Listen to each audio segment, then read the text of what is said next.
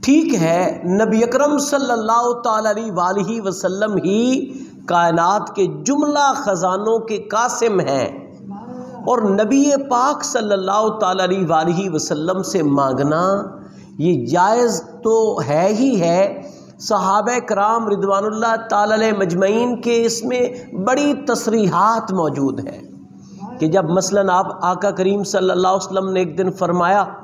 اپنے ایک صحابی ربیہ کو کہ مانگ ربیہ کیا چاہتا ہے، تو نبی اکرم صلی اللہ تعالی علیہ وسلم نے خود فرمایا انہیں مانگ ربیہ کیا مانگنا چاہتا ہے۔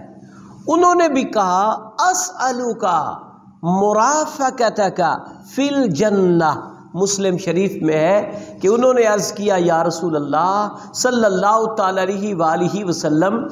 میں جنت مانگتا ہوں اور آپ سے جنت میں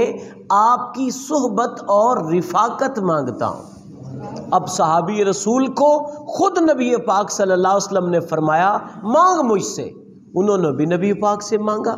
تو لہٰذا نبی پاک صلی اللہ تعالی علیہ وسلم سے سوال در حقیقت بارگاہ خداوندی میں سوال ہے، اللہ کی بارگاہ میں ہی سوال ہے، کیونکہ میرے نبی اللہ کی برہان ہے،